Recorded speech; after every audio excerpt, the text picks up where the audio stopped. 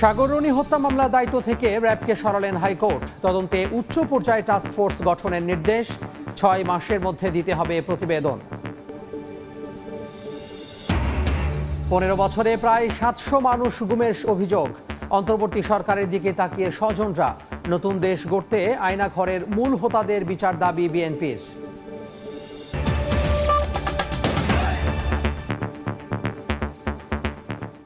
জনপদের সময়ের সঙ্গে আছি আমি তোহা খান তামিম।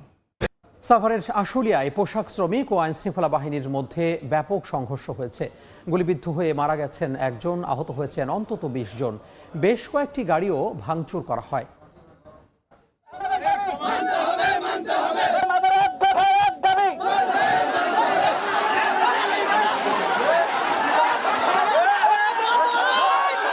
আবারও সড়কে বিক্ষুব্ধ পোশাক শ্রমিকরা, আইনশৃঙ্খলা বাহিনীর সঙ্গে জড়ায় সংঘর্ষে। সোমবার সকালে বকেয়া বেতন সহ বেশ কিছু দাবিতে টঙ্গী আশুলিয়া ইপিজেড সড়কের জিরাবো এলাকায় সড়ক অবরোধ করে বিক্ষোভ করেন পোশাক শ্রমিকরা। পরে অন্যান্য কারখানা শ্রমিকরাও সেখানে জড়ো হন। এতে সড়কের দুপাশে ৩ কিলোমিটার এলাকা জুড়ে সৃষ্টি হয় যানজট। শ্রমিকরা জানান, গত ২৮ আগস্ট থেকে আশুলিয়ার বুড়িবাজার এলাকার বার্ডস গ্রুপ বন্ধ ঘোষণা করে মালিকপক্ষ। তবে দীর্ঘদিন ধরে বকেয়া রয়েছে বেতন ভাতা। এরই প্রতিবাদে সড়ক অবরোধ করে বিক্ষোভ করেন তারা। আমাদের ফ্যাক্টরি অনির্দিষ্টকালের জন্য বন্ধ করছে, কিন্তু আমাদের কোনো দেনা পাওনা দিইনি। আমরা কি অপরাধ করছি, কি দোষ আমাদের? মালিক তো ঠিকই চলতেছে, তার আরো ফ্যাক্টরি চালাচ্ছে, কিন্তু আমাদের দেনা পাওনাগুলো দিল না। মন্ডল গ্রুপ 3 দিন থেকে বন্ধ, পোলাপানে পাওনা দাওনা দেয় না। এতে মনে করেন যে এক ভাই আর এক বোন নিখোঁজ হলো। কালকে আমাদের বোনটারে বাইর করছে, বোনটার অবস্থা খুবই খারাপ। তারপরে এই স্থানীয় পোলাপান এসে আমাদের উপর হামলা করে। একজন মৃত অবস্থায় কাউসার আহমেদ, আনুমানিক বয়স ২৬। যে দুজন পেশেন্ট ভর্তি হয়েছে, দুজনের অবস্থায় আশঙ্কাজনক। একজন সরাসরি আইসিইউতে ভর্তি হয়েছে, আরেকজন তারা সার্জারি ডিপার্টমেন্টে আমাদের ভর্তি দিয়েছে। নিহত কাউসার হোসেন খান আশুলিয়ার জিরাপো এলাকার ম্যাঙ্গোটেক্স লিমিটেড কারখানার শ্রমিক। সময় সংবাদ, সাভার। এদিকে পোশাক কারখানায় চলমান সংকট নিরসনে প্রশাসনের ভূমিকা নিয়ে অসন্তোষ জানিয়েছে মালিকপক্ষ। তাদের দাবি, নিরাপত্তাহীনতায় উৎপাদন ব্যাহত হওয়ার পাশাপাশি পণ্য সরবরাহ ব্যাহত হচ্ছে। এ অবস্থায় অনেক ক্রেতা নিচ্ছেন মুখ ফিরিয়ে। এ পরিস্থিতিতে আবারও শিল্প এলাকায় সরকারের বিশেষ নজর চাইল বিজিএমইএ। সোমবারও আশুলিয়ায় কাজ না করলে বেতন পাবে না শ্রম আইনের ১৩(১) ধারায় বন্ধ ছিল ১২টি রপ্তানিমুখী তৈরি পোশাক কারখানা। আর নিরাপত্তার শঙ্কায় সবেতনে বন্ধ কারখানার সংখ্যা ১৯টি। আমরা সরকারকেও বলেছি, আর্মিকেও বলেছি যাতে মালিক পক্ষের সাথে কথা বলে দফায় দফায় সরকারি বেসরকারি পর্যায়ে বৈঠক, দাবি মানতে শ্রমিক মালিক আর রাষ্ট্রের যৌথ বিবৃতি আশ্বাসের পরও কেন শান্ত হচ্ছে না দেশের প্রধান রপ্তানি খাত তৈরি পোশাক শিল্প? ১ মাসের বেশি সময়েও যখন মেলেনি এসব প্রশ্নের উত্তর, তখন সোমবার দুপুরে আবারও রাজধানীর উত্তরায় বিজিএমইএ ভবনে এসে শিল্প মালিকরা জানালেন পোশাক কারখানায় নিরাপত্তাহীনতার কথা। আমরা 17 to 18% পে করতেছি হচ্ছে স্যালারি, ওয়েজ, ওভারটাইম এগুলাতে। আমরা নিরাপত্তাহীনতায় ভুগছি। আমাদের নিরাপদ কর্মপরিবেশ চাই এবং এটা দায়িত্ব রাষ্ট্রের।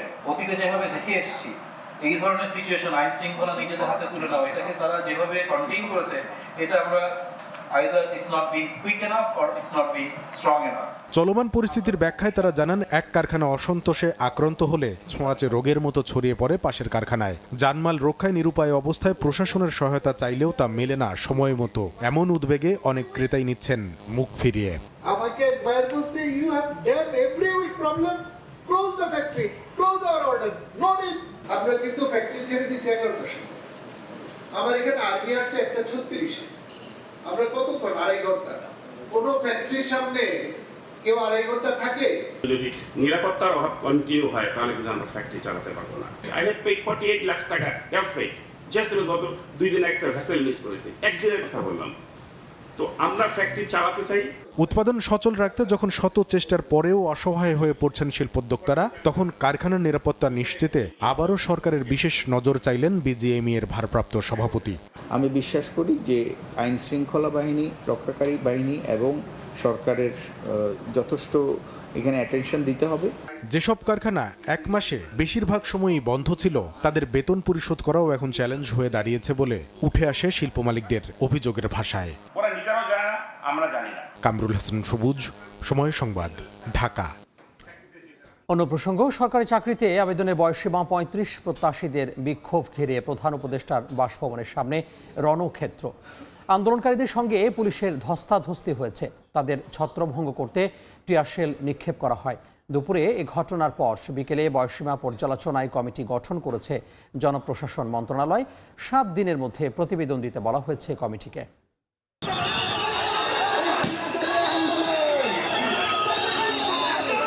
মুখোমুখি পুলিশ চাকুরি প্রত্যাশীরা। এক পর্যায়ে পুলিশের বাধায় ছত্রভঙ্গ হয়ে যান আন্দোলনকারীরা।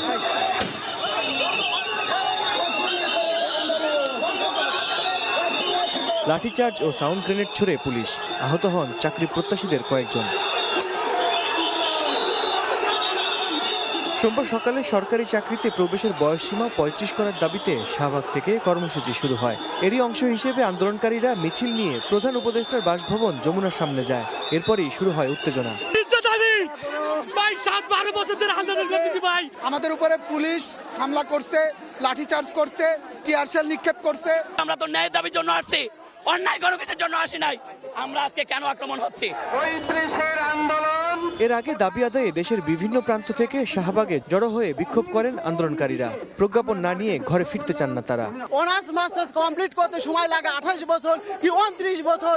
সেই ছেলেটা 2 বছরের মধ্যে কিভাবে সে একটা সরকারি চাকরি ম্যানেজ করবে? কোনো প্রকার ছাড় দেওয়া হয় নাই করোনাকালীন সময় শাসন। তাছাড়া এই যে একটা আন্দোলন হলো বৈষম্য বিরোধী ছাত্র আন্দোলন, এইখানেও কিন্তু একটা সময় লস হয়েছে। এই রাজনৈতিক অস্থিরতাকে কেন্দ্র করে বিভিন্ন সময়ে আমাদের 2 মাস, 5 মাস, 8 মাসের জন্য চাকরি সার্কুলারগুলো একেবারে বন্ধ হয়ে যায়। সাধারণ শিক্ষার্থীদের সঙ্গে একাত্মতা প্রকাশ করেন চিত্রনায়ক ইলিয়াস কাঞ্চন। দাবি মেনে নিতে অন্তর্বর্তী সরকারের প্রতি আহ্বান জানান তিনি। উপদেষ্টা মণ্ডলী দিয়ে যে রাষ্ট্র পরিচালনা করছে তাদের কাছে আমার জোরালো দাবি, আমি এই ছাত্রদের পক্ষে, এই 35-এর পক্ষে আমি আমার কণ্ঠস্বর উচ্চারিত করছি। এদিকে সরকারি চাকরিতে বয়সসীমা বাড়ানোর বিষয়ে পর্যালোচনা ও সুপারিশ দেওয়ার জন্য একটি কমিটি গঠন করেছে জনপ্রশাসন মন্ত্রণালয়। আন্দোলন দাবির প্রেক্ষিতে একটা কমিটি করেছেন। এই কমিটির আহ্বায়ক হলো জনাব আব্দুল মুহিত চৌধুরী, যিনি বিগত সরকারের উপদেষ্টা ছিলেন। এই কমিটির আহ্বায়ককে ক্ষমতা দেওয়া হয়েছে এবং এখতিয়ার দেওয়া হয়েছে যে কয়জন সদস্য দরকার উনি নেবেন। কমিটিকে 7 দিনের মধ্যে প্রতিবেদন দিতে নির্দেশ দেওয়া হয়েছে। 7 ওয়ার্কিং ডেজ। আল কাসির, সময় সংবাদ, ঢাকা। এই কমিটির আহ্বায়ক হলো জনাব আব্দুল মুহিত চৌধুরী, যিনি বিগত সরকারের উপদেষ্টা ছিলেন। এই কমিটির আহ্বায়ককে ক্ষমতা দেওয়া হয়েছে এবং এখতিয়ার দেওয়া হয়েছে যে কয়জন সদস্য দরকার উনি নেবেন। কমিটিকে 7 দিনের মধ্যে প্রতিবেদন দিতে নির্দেশ দেওয়া হয়েছে। 7 ওয়ার্কিং ডেজ। আল কাসির, সময় সংবাদ, ঢাকা। রাজনৈতিক দলগুলোর সঙ্গে সংলাপ শেষে রাষ্ট্র সংস্কারে গঠিত 6 কমিশন কাজ শুরু করবে বলে জানালেন প্রধান উপদেষ্টার প্রেস সচিব। বিকেলে ফরেন সার্ভিস একাডেমিতে ব্রিফিংয়ে তিনি বলেন, রাষ্ট্র মেরামত শেষে নির্বাচন কবে হবে সে সিদ্ধান্ত নেবেন জনগণ।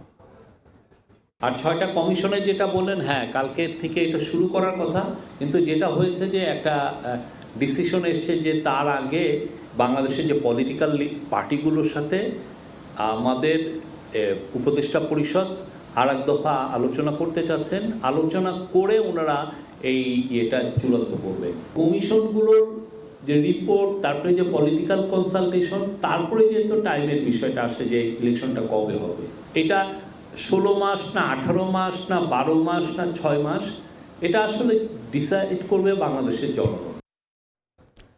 জনপদের সময় আরও থাকছে। তিস্তার পানি কমায় রংপুর অঞ্চলে বন্যা পরিস্থিতির কিছুটা উন্নতি। চরাঞ্চল সহ নিচু এলাকার ঘরবাড়ি থেকে নেমে গেছে পানি, এখনো তলিয়ে শত শত হেক্টর আমনের ক্ষেত। সাংবাদিক দম্পতি সাগর রনি হত্যা মামলা তদন্তের দায়িত্ব থেকে র্যাবকে সরালেন হাইকোর্ট। তদন্তে বিভিন্ন সংস্থার অভিজ্ঞ ব্যক্তিদের সমন্বয়ে উচ্চ পর্যায়ের টাস্ক ফোর্স গঠন করতে স্বরাষ্ট্র মন্ত্রণালয়কে নির্দেশ দিয়েছেন আদালত। 6 মাসের মধ্যে দিতে হবে প্রতিবেদন। হাইকোর্টের এই আদেশে খুনিদের শনাক্তে আশার আলো দেখছেন মামলার বাদী ও রনির ভাই নওশের রোমান। সাংবাদিক দম্পতি সাগর সরোয়ার ও মেহেরুন্ডনী হত্যার পর কেটে গেছে 1 যুগেরও বেশি সময়, কিন্তু এই হত্যা রহস্যের কোনো কুলকিনারা করতে পারেনি কোনো সংস্থায়। ডিবির হাত ঘুরে মামলার তদন্তভার র্যাবের কাছে গেলেও হয়নি কোনো অগ্রগতি। 12 বছরে তদন্ত শেষ না হওয়ায় র্যাবের সক্ষমতা নিয়ে প্রশ্ন যেমন ওঠে, তেমনি প্রশ্ন উঠেছে তদন্তের দায়িত্ব র্যাবকে দেয়া নিয়েও। মামলার বাদীর অভিযোগ, ধামাচাপা দিতেই কৌশলে সে সময় তদন্তভার দেয়া হয় র্যাবকে। র্যাবকে দায়িত্ব দিয়ে হয়েছিল, এটা সম্বন্ধে পুরাটা একটা সমন্বয় করে দেওয়া হয়েছিল যেন মামলাটা ধামাচাপা দেওয়া সম্ভব হয়। পুরো রিটটা যেটা রয়েছে সেটি আসলে সরকারকে কতখানি সাহায্য করার জন্য করা হয়েছিল আর কতখানি পুরো মামলাটাকে বিলম্বিত করে যাতে সত্য কখনো উদ্ঘাটিত না হয় সেই কারণে করা হয়েছিল, সেটিও প্রবাবলি এই তদন্তের মাধ্যমেই বেরিয়ে আসবে। সোমবার র্যাবকে সরাতে হাইকোর্টে আবেদন করেন রাষ্ট্রপক্ষ।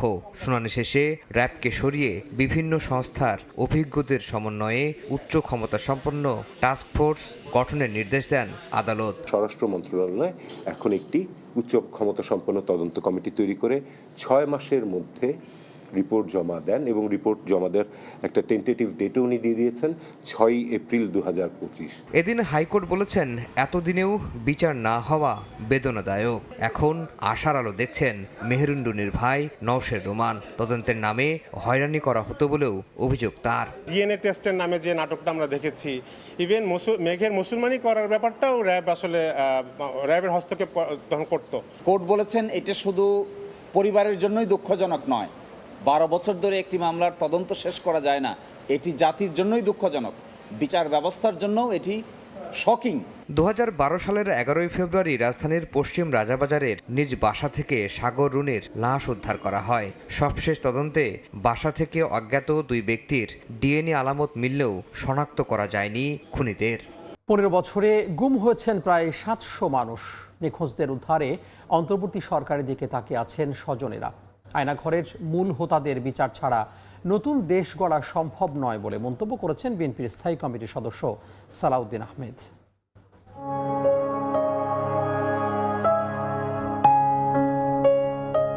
রক্তে মাংসে মানুষগুলো কোথায় যেন মিলিয়ে গেছে, শুধু পড়ে আছে তাদের স্মৃতিচিহ্ন। মানবাধিকার সংস্থা আইন ও সালিশ কেন্দ্রের তথ্য বলছে 2009 থেকে 23 সাল পর্যন্ত বিরোধী রাজনৈতিক কর্মী, সমর্থক, ব্যবসায়ী সহ বিভিন্ন পেশার 611 জন গুমের শিকার হয়েছেন।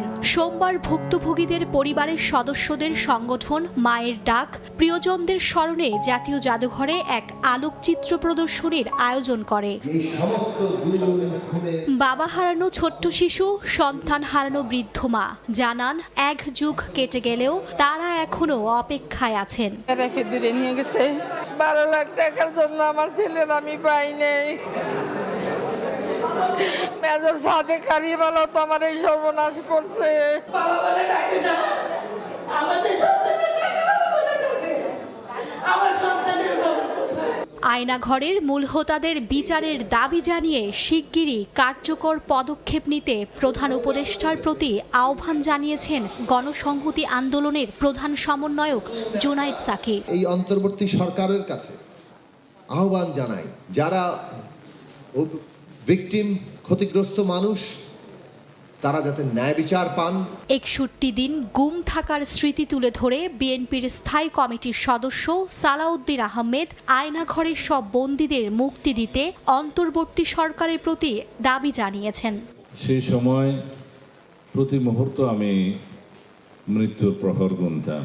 কখনো পৃথিবীর আলো বাতাস দেখবো সেটা চিন্তা করিনি।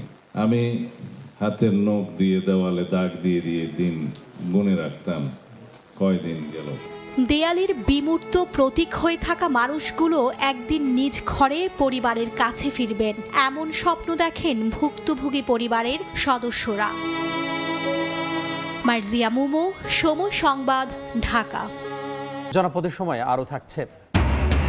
মহাজন, আড়তদার ও ব্যাপারী চক্রে আটকে ইলিশের বাজার। 4-5 হাত ঘুরে দাম বাড়ে প্রায় 1000 টাকা। ঠকছেন জেলে ও ভোক্তা, নির্বিকার মৎস্য বিভাগ। রাজধানীর হেয়ার রোডে 35 প্রত্যাশীদের সমন্বয়ে কথা বলছেন গণমাধ্যম কর্মীদের সামনে। আমরা সরাসরি যুক্ত হব সেখানে। আমরা যারা এখানে অবস্থান করছি, আমাদের যারা অবস্থান করছেন আন্দোলনরত, তাদের বিষয়ে আমাদের একটা সিদ্ধান্ত আছে। সেই সিদ্ধান্তটা আমাদের সাদ ভাই জানাবেন। ওকে সাদ ভাই। তাদের সবার প্রতি আমি কৃতজ্ঞ। আপনাদের অনেক পরিশ্রম পিছনে দেখা যায় না। দীর্ঘ 12 বছর ধরে আন্দোলন করার পরে আমরা কখনো এরকম একটা সুস্থ পরিবেশের মাধ্যমে আলোচনা টেবিলে বসতে পারি নাই। আমি এই জন্য ধন্যবাদ জানাই দুজন তরুণ উপদেষ্টা আসিফ এবং নাইককে, যারা আমাদের সাথে দীর্ঘ 1.5 থেকে 2 ঘন্টা সময় দিয়ে আমাদের সাথে কথা বলেছেন এবং আমরা আমাদের যৌক্তিকতাগুলো তুলে ধরেছি, তাদের সাথে আমরা বিভিন্ন বিষয়ে কথা বলেছি, তাদের প্রশ্নগুলো আমরা উত্তর করেছি এবং এক পর্যায়ে আমি আসিফকে প্রশ্ন করছিলাম যে আপনি কি মনে করেন যে আমাদের আন্দোলনটা যৌক্তিক বা অযৌক্তিক, এবং আমি বলেছিলাম যে যদি আপনি বলেন যে আমাদের আন্দোলনটা অযৌক্তিক আমি সারা আন্দোলন করবো না। আসিফ আমাদের আন্দোলনটা যৌক্তিক বা অযৌক্তিক সম্পর্কে কোনো মতামত দেয় নাই, তার মানে আমি ধরে নিচ্ছি তিনি আমাদের আন্দোলনটাকে অযৌক্তিক ভাবছেন না। তো এখন এই পরিস্থিতিতে যে রাসেল ভাই সবকিছু আপনাদেরকে বলে দিয়েছে, এখন কালকে আমাদের আব্দুল মুহিত চৌধুরী স্যারের সাথে যেহেতু একটা আলোচনার একটা ব্যবস্থা হয়েছে এবং সেখানে আমরা আরো জোর যাতে দাবি লাগাতে পারি, এবং যেহেতু উনি জনপ্রশাসন সংস্কার কমিটির প্রধান, তাহলে তার সিদ্ধান্তটা কিন্তু অনেক বেশি গুরুত্বপূর্ণ।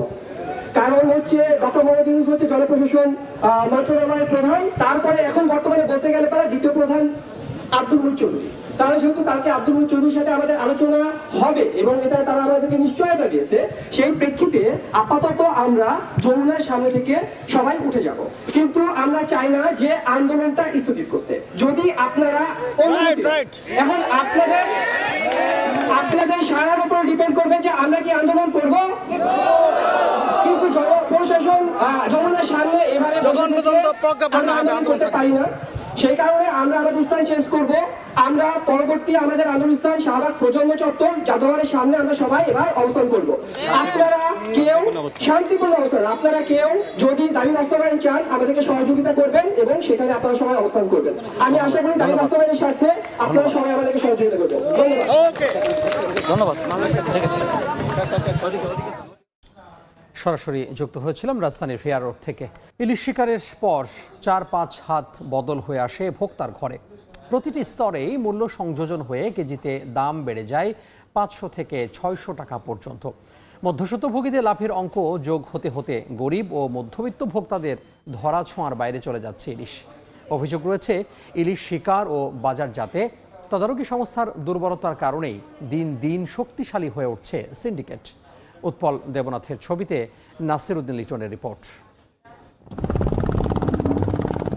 ভোলা সদরের তুলাতুলি ঘাটের রুবেল মাঝির ট্রলারের 5 মাঝি মাল্লা উত্তাল মেঘনায় প্রায় 6 ঘন্টা জাল টেনে 4 হালি ঝাটকা নিয়ে ঘাটে ফেরেন।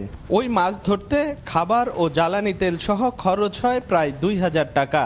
আড়ত মালিক ও ব্যাপারীর 20 ভাগ কমিশন বাদে 2860 টাকা হাতে পান জেলেরা। সাবানি পয়সা হয়েছে আর কি, এখন সংসার খরচ তো আর 800 টাকা দিয়ে হয় না 5 জন মানুষের। মাত্র 5 কিলোমিটার দূরে জেলা সদরের মাছ বাজারে আনার পরই হালিপতি ইলিশের দাম বেড়ে যায়। আমরা এখান থেকে একটা মাল কিনি পারেন 1000 টাকা, বেশি 1100 টাকা। জেলেরা বলছেন ঘাট থেকে রাজধানী ঢাকা সহ দেশের উত্তরাঞ্চলের গ্রাহকদের হাতে পৌঁছাতে 4 থেকে 5 বার হাত বদল হয় ইলিশ।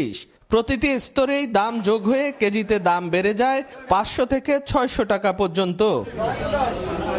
এদিকে রপ্তানি বন্ধ থাকলেও সারা বছরই চোরাই পথে ভারতে ইলিশ পাচারের অভিযোগও রয়েছে। মাছগুলো গেলে ওখানে সিন্ডিকেট করে মাছগুলো স্টক রাখে। এখানে কারা কারা জড়িত এবং কোন কোন চেইনে কোন কোন মধ্যস্বত্বভোগীর কাছে কয়বার যায় এবং কত হাত বদল হয়, এটার জন্য ইতিমধ্যে একটা কমিটি কাজ করছে। দেশের উৎপাদিত মোট ইলিশের 34 ভাগ ধরা পড়ে ভোলার মেঘনা ও তেঁতুলিয়া নদীতে। নাসির উদ্দিন লিটন, সময় সংবাদ, ভোলা। তিস্তার পানি বিপদসীমার নিচ দিয়ে প্রবাহিত হওয়ায় রংপুর অঞ্চলে বন্যা পরিস্থিতির উন্নতি হতে শুরু করেছে। চরাঞ্চল সহ নিচু এলাকার ঘরবাড়ি থেকে পানি নেমে গেলেও এখনও তলিয়ে আছে শত শত হেক্টর আমনের ক্ষেত। এদিকে গজলডোবার বাঁধ খুলে রংপুর অঞ্চলে আকস্মিক বন্যা সৃষ্টির প্রতিবাদে এবং তিস্তা মহাপরিকল্পনা বাস্তবায়নের দাবিতে মানববন্ধন করেছেন ভুক্তভোগী তিস্তাপাড়ের বাসিন্দারা। কক্সবাজারে সাগরের স্রোতে বিলীন হওয়া মেরিন ড্রাইভের 2 কিলোমিটার অংশের পাশে প্রতিরক্ষা বাঁধ নির্মাণ করবে বাংলাদেশ সেনাবাহিনী। দুপুরে মেরিন ড্রাইভের কয়েকটি ক্ষতিগ্রস্ত অংশ পরিদর্শন করে কথা জানান সেনাবাহিনীর 10ম পদাতিক ডিভিশনের জেওসি ও area commander major general Sheikh Mohammad Sarwar Hossain.